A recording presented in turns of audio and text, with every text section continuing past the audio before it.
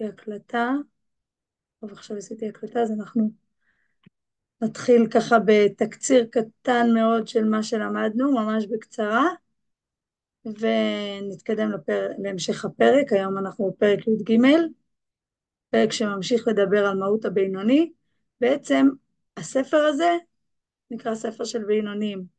הפרקים האלה שאנחנו עכשיו מתעסקות בהם, פרקים י"ב עד י"ז, זה הפרקים שהם מתעסקים באמת בעומק ובמהות של המדרגה הזאת שנקראת מדרגת הבינוני.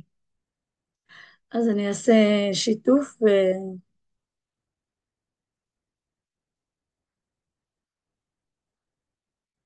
טוב. אה, אז כמו שלמדנו בשיעורים הקודמים, שיש לנו, ליהודי יש שתי נפשות, נפש אלוקית, נפש בהמית, וכל אחת מהנפשות בעצם היא רוצה לכבוש, לשלוט על על הגוף שנקרא העיר הקטנה, וכל אחת מהנפשות רוצה להיות השולטת היחידה.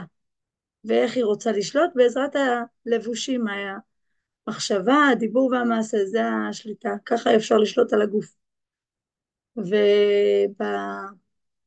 ובשלוש פרקים הקודמים, י', י"א וי"ב, בעצם למדנו בי' על מדרגת הצדיק, שאצלו הנפש האלוקית היא זאת שניצחה ב...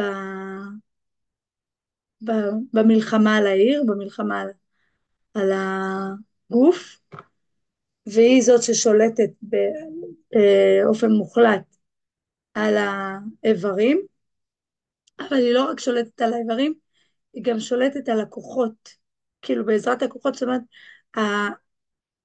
הנפש הבהמית אצלה לא, אין לה שום ביטוי. ואמרנו שאצל הצדיק יש שתי רמות, יש את הרמה שהנפש הבהמית כפופה לנפש האלוקית, ויש את הרמה הנעלית יותר שבה הנפש האלוקית בעצם גרמה לנפש הבהמית לעשות דברים שקשורים לנפש האלוקית. זאת אומרת, היא לקחה אותה והפכה אותה להיות לטובת הנפש האלוקית, לטובת הדברים שקשורים לאלוקות. הפרק י"א עסק במדרגה של רשע, שבו הנפש הבהמית בעצם שולטת על הגוף בעזרת הכוחות והלבושים. אמרנו שיש המוני דרגות אצל רשע, רשע וטוב לו יש המון המון דרגות, מאחד כזה שהשליטה היא מאוד מאוד רחוקה, לעתים רחוקות, ועל דברים מאוד מאוד מעטים, ולעומת הרשע וטוב לו ברמה היותר נמוכה, שזה בתדירות יותר גבוהה וחטאים יותר חמורים. ומפרק י"ב התחלנו לעסוק במהות של מדרגת הבינוני, שאצלו בעצם הלבושים, זאת אומרת המחשבה, דיבור, מעשה, הם תמיד נשלטים על ידי הנפש האלוקית, אבל לעומת זאת יש בתוכו עדיין, בתוך הלב, את השליטה של הנפש הבהמית. זאת אומרת שהמדרגת הבינוני היא גם דומה לצדיק בזה שהשליטה על הלבושים כמו צדיק, אבל היא דומה לרשע בזה שיש אצלו את הנפש הבהמית בחיות ובעוצמה, בלב כמובן. ולמדנו שבעצם השליטה היא רק על הלבושים, וזה מופרך אצל הבינוני באופן מוחלט לחטוא, ובעצם אצל הבינוני בתוך הלב כל הזמן קיימת המלחמה בין שתי הנפשות. אז לבינוני יש את שתי היצרים כמו של הרשע, יש יצר טוב ויצר רע, אבל ההתנהגות שלו כל הזמן היא כמו צדיק. מה עוזר לו להתנהג כמו צדיק? שלוש דברים: מוח שליטה על הלב, יש לו את הכוח של האור שדוחה את החושך, שזה אור הקדושה שעוזר לו לדחות את החושך, ויש לו את היכולת לשלוט במחשבות על ידי זה שעולה מחשבה לא ראויה, מיד אחר כך באה הנפש האלוקית ודוחה את המחשבה הזאת. בתחילת פרק י"ג, בשיעור הקודם, אז למדנו שבעצם אצל הבינוני קיימים שני שופטים. כל שופט מביע את העמדה שלו, אבל הם לא בעצם מכריעים את מה יקרה? מי שעוזר ומכריע זה הקדוש ברוך הוא. למי הוא עוזר? הוא עוזר למי שרוצה להתגבר ולשלוט על הנפש הבהמית. איך הוא עוזר לו? על ידי הערה האלוקית שעוזרת לו להתגבר.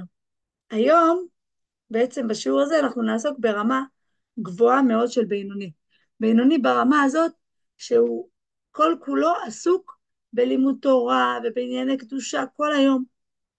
ואז, לכאורה, מאוד מצטער שהוא צדיק.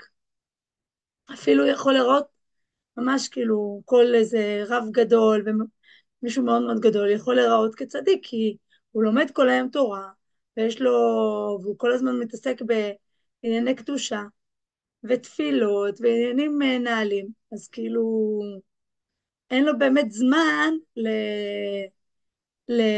לעניינים של הנפש הבהמית. אז למה התלמיד החכם הגדול הזה והרב הגדול הזה הם עדיין לא נקראים ברמה של צדיק?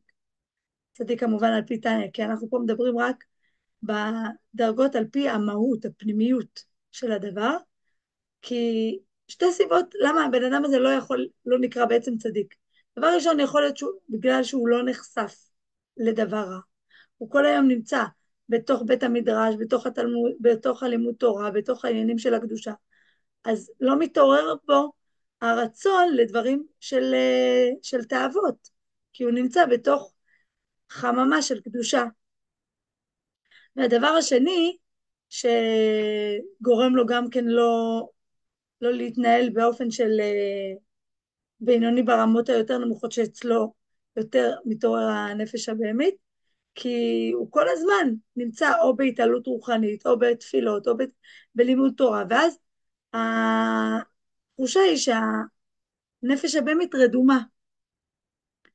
אז בעצם יש סיפור שפעם האדמו"ר הריי"צ הגיע לישיבה של בחורים וראה אותם ככה עסוקים בלימוד תורה, והמשפיע כאילו אמר לאדמו"ר הריי"צ, הריי"צ זה הרבי הקודם של חב"ד, הוא אמר לו תראה איך הם ברמה נעלית ורוחנית וזה, אז הוא אמר המדד למדוד את הרוחניות שלהם ואת המקום הנעלה שלהם זה לא פה, בתוך החממה, בתוך המקום של הקדושה, כשהם יצאו לעולם, כשהם יצאו לענייני העולם הזה, שם נמדדת באמת המקום הרוחני שלהם.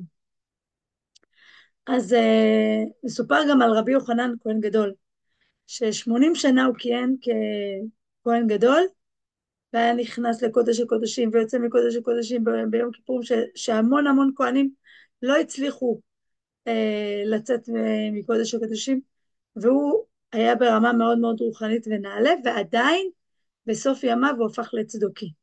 אז מזה אנחנו לומדים שאל תאמין בעצמך עד יום מותך. זאת אומרת, בן אדם צריך לחשוב את עצמו כל הזמן במדרגה של הלוואי ובינוני, אבל כאילו עדיין גם אם הוא ברמה של בינוני, ברמה מאוד מאוד גבוהה, עדיין הוא אמור לא לחשוב את עצמו כצדיק, אלא לחשוב את עצמו כמדרגה של בינוני, שתמיד היצר הרע יכול לבוא ולהשתלט שם ולכבוש את הגוף.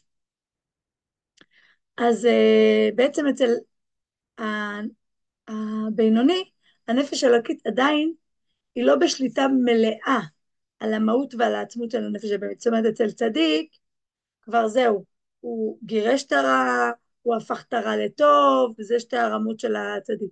אצל בינוני, הרע נמצא במהות שלו בעוצמה ובחיות. השאלה אם הוא מרגיש אותו או לא מרגיש אותו. אם הוא כל היום עסוק בלימוד תורה ובתפילה, אז הוא לא מרגיש. אם הוא עסוק בענייני עולם הזה, אז הוא מרגיש, והוא כל פעם פשוט שולט על זה ומוריד את העוצמה של זה ונותן לנפש האלוקית לשלוט על הגוף. אז אנחנו נקרא עכשיו מתוך התניא, ואף מי שבתורת השם חפצו ויהגה בה יומם ולילה לשמה, אין זו הוכחה כלל שנדחה הרע ממקומו, אלא יכול להיות שמהותו ועצמותו הוא בתוקפו וגבורתו במקומו בחלל השמאלי, רק שלבושיו שהם מחשבה, דיבור ומעשה של הנפש הבהמית אינן מתלבשות לא במוח במוח ובפה ובידיים ושאר איברי הגוף, מפני שהשם נתן שליטה וממשלה למוח על הלב. אז זה הרמה של הבינוני, שיש לו את היכולת של מוח שליט על הלב. הוא יכול בעזרת המוח לשלוט על הלב. אמרנו שלכל אחד מאיתנו יש את היכולת הזאת של מוח שליט על הלב, השאלה כמה אנחנו משתמשים בה, וכמה אנחנו באמת מבינים את העוצמה של החומרה של הדבר, כי אנחנו הרבה פעמים נותנים לעצמנו רציונליזציה שהדבר הזה הוא לא כזה חמור והוא לא כזה נורא, ואז בעצם זה גורם לנו כן לעשות אותו. ולכן נפש האלוקית שבמוח מושלת בעיר קטנה, איברי הגוף כולם, שיהיו לבוש ומרכבה לשלושה לבושיה שהתלבשו בהם, מחשבה, דיבור ומעשה של תרי"ג מצוות התורה. אבל מהותה ועצמותה של הנפש האלוקית, אין לה שליטה וממשלה על מהותה ועצמותה של הנפש האלוקית. לבינוני עדיין אין את יכולת שליטה על המהות של הנפש הבהמית. היא עדיין לא מצליחה לשלוט כמו הצדיק שהוא גרם לנפש הבהמית להיות כפופה או להתעלות לקדושה. אצל הבינוני הנפש הבהמית היא בעוצמה ובתוקף כמו אצל הרשע. אז יש סיפור על תלמיד אחד שהגיע אל האדמו"ר הזקן ואמר לו שהוא היה עילוי מאוד מאוד עצום, הוא ידע את כל הש"ס, הוא היה בקיא בכל הפוסקים, בכל הזה, הוא היה מאוד מאוד נעלה, והיה בטוח שהוא מבחינתו הגיע לשלמות, הגיע לטוב. והתחיל להתקרב ככה לחסידות, ושמע לאדמו"ר הזקן, והגיע אליו ליחידות, וכשהוא נכנס אל האדמו"ר הזקן ליחידות, הוא שאל את האדמו"ר הזקן, מה עוד חסר לי? אני כבר למדתי את זה, ולמדתי את זה, ולמדתי את זה, ולמדתי את זה, ואני יודע את זה. כאילו כבר פירט לאדמו"ר הזקן את כל ידיעותיו בתורה. אז האדמו"ר הזקן אמר לו, לא חסר לך כלום. אתה פשוט צריך להוציא את החמץ שיש בתוכך. הישות והגסות הרוח שנכנסו לתוכך, את זה אתה צריך להוציא. אתה צריך להכניס לתוכך קצת ביטול, קצת להבין שאתה, זה לא כל שאתה בסך הכל, הלימוד הזה הוא רק דרך להתקרב לקדוש ברוך הוא, זה לא מה שהופך אותך להיות יותר נעלה או מיוחד או נשגב. אז בעצם יש מצבים שבן אדם עסוק כל הזמן בלימוד תורה, ואז הוא כאילו בהתעלות מאוד גבוהה, וגם יש לו כמובן את התפילות, שזה הזמן התעלות היותר נעלית, שבזמנים האלה בכלל יש. עכשיו, ההבדל בין לימוד תורה לתפילה, שלימוד תורה זה ענייני מוח, זה לימוד מתוך המוח פה עסוק ו, וקשור בעניין. לעומת זה, בתפילה, הלב שלנו הוא זה שמחובר לעניין. ולכן, בזמנים של התפילה, יש יותר התעוררות ויותר התעלות. ובזמן של הלימוד, יש עניין של התעלות רוחנית, אבל זה עדיין ברמה יותר נמוכה, כי זה עדיין לא משפיע על הרגש. בעצם כשיש לנו, הנפש הבהמית נמצאת ברגש. והיכולת של הנפש האלוקית לדחוק אותה זה רק על ידי רגש מאוד מאוד נעלה. הרגש הנעלה הזה בדרך כלל קורה רק בזמני תפילה, שאז באמת מתעורר רגש נעלה לקדוש ברוך הוא. בזמן לימוד יש התעלות של לימוד, חיבור לקדוש ברוך הוא וזה, אבל עדיין אין את ההתעוררות הרגשית, ולכן בזמן של הלימוד הנפש הבהמית אולי לא מתעוררת, כי מיד הנפש האלוקית אומרת לה, זה לא הזמן, אני עכשיו עסוק בלימוד זה לא, יש פה שליטה מאוד מאוד גדולה של מוח שליט על הלב בזמן לימוד תורה.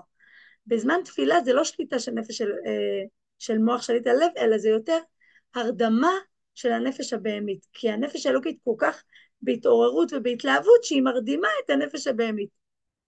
עכשיו,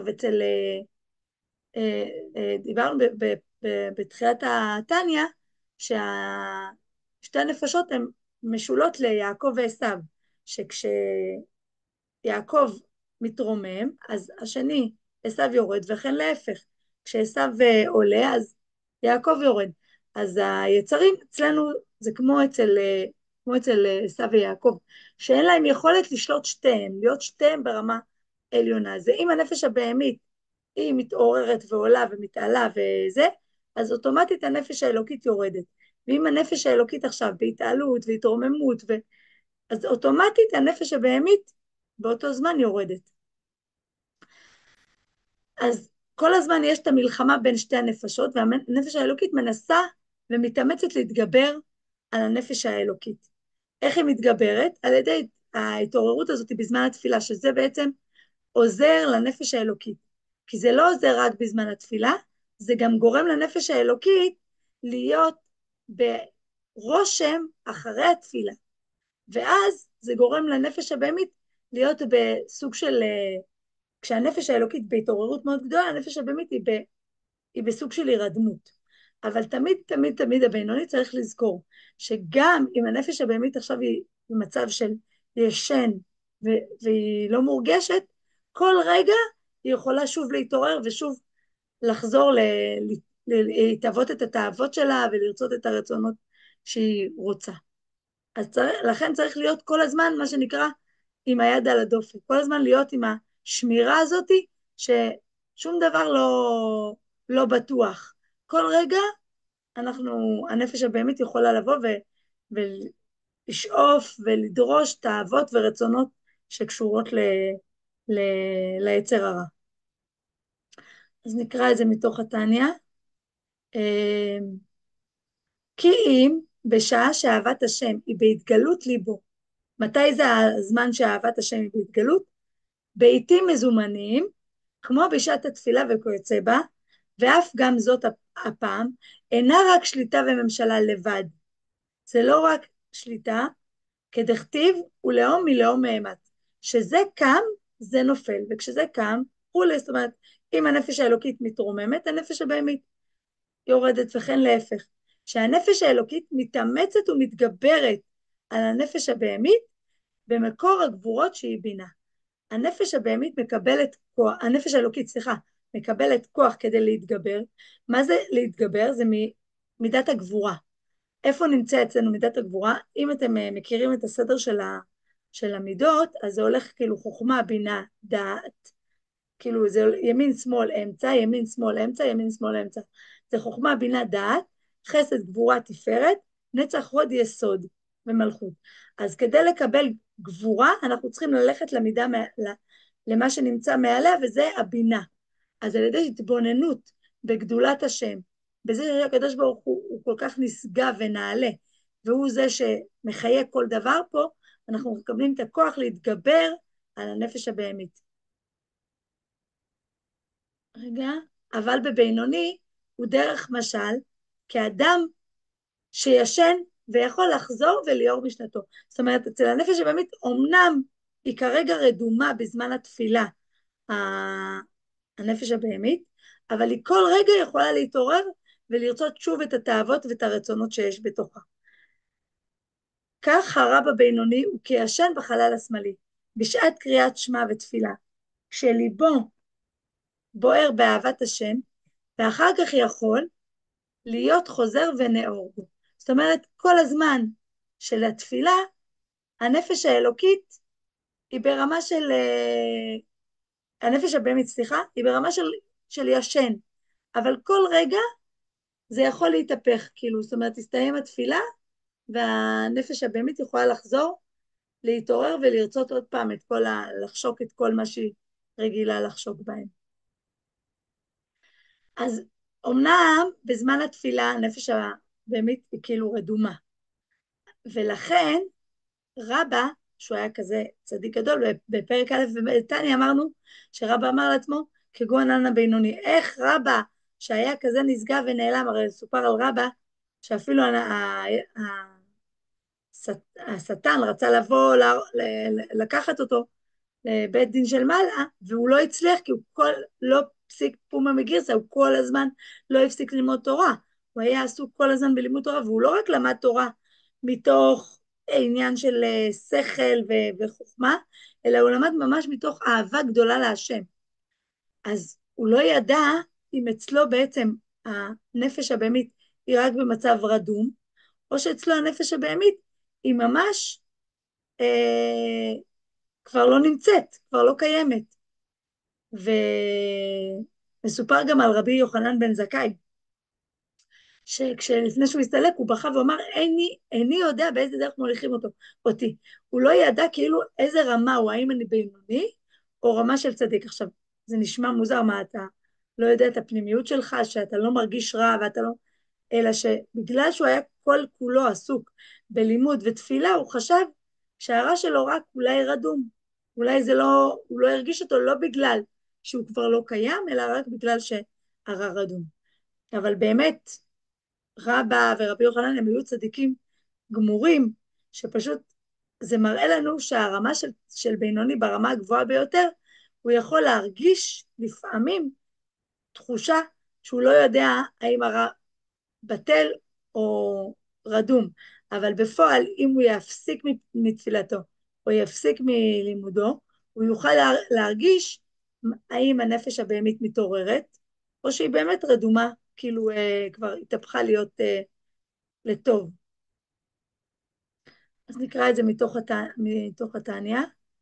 ולכן היה רבא מחזיק עצמו כבינוני, אף דלא פסיק פומיה מגירסא. מה זה לא פסיק פומיה? הוא כל הזמן פיו לא הפסיק ללמוד תורה. מגירסא ובתורת השם חפצו יומם ולילה בחפצה וחשקה ותשוקה. זאת אומרת, הוא לא רק למד לימוד תורה כמו שאדם רגיל לומד תורה, הוא למד את זה ממש מתוך חשק והתלהבות ואהבת השם. ונפש שוקקה להשם באהבה רבה כבשעת קריאת שמע ותפילה. אז כמו שאמרנו מקודם, שיש שתי רמות, שיש את הרמה של התפילה, שאז יש התעוררות של הלב, של הרגש, ויש לימוד תורה, שזה רק התעוררות של המוח, שזה רק לימוד מתוך עניין של המוח. אצל רבא הוא היה לומד את התורה בכל כך התלהבות וחשק ללימוד תורה, שזה היה גם מעורר לו את הרגש החזק בלב, אהבה רבה לקדוש ברוך הוא, כמו בזמן של קריאת שמע ותפילה. ולכן נדמה בעיניו כבינוני, שמתפלל כל היום, כי רבותינו זיכרונם, כמאמר רבותינו זיכרונם לברכה, הלוואי שיתפלל אדם כל היום כולו. יש איזו אמרה שרבותינו אומרים, הלוואי ואדם יתפלל כל היום כולו, שאז הוא יהיה כל הזמן עסוק בהתלהבות ומצב של התרגשות, שיעזור לו להתגבר על הנפש הבהמית. זאת אומרת, לא להתפלל, כמובן שיש לנו 3 תפילות ביום, אבל יש אפשרות להוסיף תפילות של בין לבין, תפילות נדבה, תפילות נוספות שהן המשך לעורר את הרגש של האהבה להשם. אז רבא חשב שהוא כל כך היה עסוק בלימוד והתפלפלות מתוך אהבה להשם, שאולי זה גרם לנפש הבאמת רק להיות במצב של תרדמה, למרות שבאמת רבא היה ברמה מאוד מאוד גבוהה. אז בעצם מה המסר שלנו מכל הלימוד הזה של היום? הרמה של הבינוני הזה שדיברנו עליו זה רמה מאוד מאוד מאוד גבוהה, אבל גם אנחנו יכולים ללמוד שכל הזמן אנחנו נמצאים בניסיונות. כל רגע אנחנו יכולים למעוד ולרדת ולהיות ברמה יותר נמוכה. זה כמו שכשעושים נגיד שלום עם מדינה מסוימת, אז אם אתה, כמו שהיינו די שאננים במצב שלנו עם הגבולות, בין עם החמאס בעזה ובין עם לבנון, ישראל היו די שאננים, והם נתנו להם את האפשרות להתגבר ולהתעצם ולהיות שם בעוצמה מאוד מאוד גדולה. ולכן אנחנו כל הזמן צריכים להיות בסוג של איקון. זאת אומרת, הנפש הבהמית היא כמו, אם אנחנו נשווה את זה עכשיו למצב המלחמתי שלנו, זה כמו היירוטים והשיגורים שהחיזבאללה משגר. כל פעם שולח ומנסה לכבוש את הגוף, את העיר הקטנה, את הבן אדם. הנפש הבהמית, הנפש האלוקית היא בעצם כל הזמן זאת שעוצרת, זאת שכמו אם נקרא לזה אה, כיפת ברזל, שעוצרת את היירוטים. אז ככה אנחנו אצלנו, הנפש האלוקית כל הזמן מנסה למנוע ולעצור את כל הניסיונות של הנפש הבהמית לשלוט על הגוף. אבל יש דבר נוסף שאנחנו צריכים לזכור, שאנחנו לא חלילה ליפול למצב של אכזבה או ייאוש, או מצב שגורם לנו להבין, טוב, אז חטאתי, עשיתי, אז זהו, אז אני במקום נמוך, אז אני אז המצב שלי הוא אבוד, הוא לא טוב חלילה. אז תמיד אנחנו נזכור שאנחנו צריכים, הלוואי ואנחנו בינוני, כאילו להתאמץ להתקרב לרמה של בינוני, שהוא תמיד מנסה להתעלות ולחזור לרמת ההגנה של שהנפש האלוקית מגנה על הנפש הבאמת.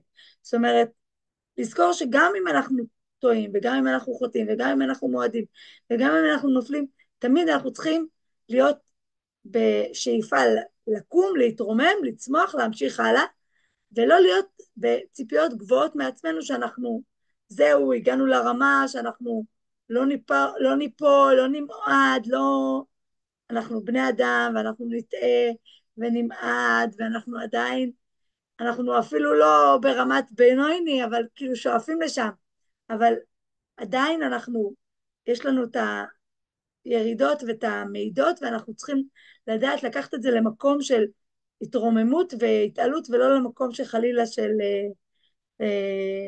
ש, שיגרום לנו לאכזבה או לשבר או לתחושת כישלון חלילה.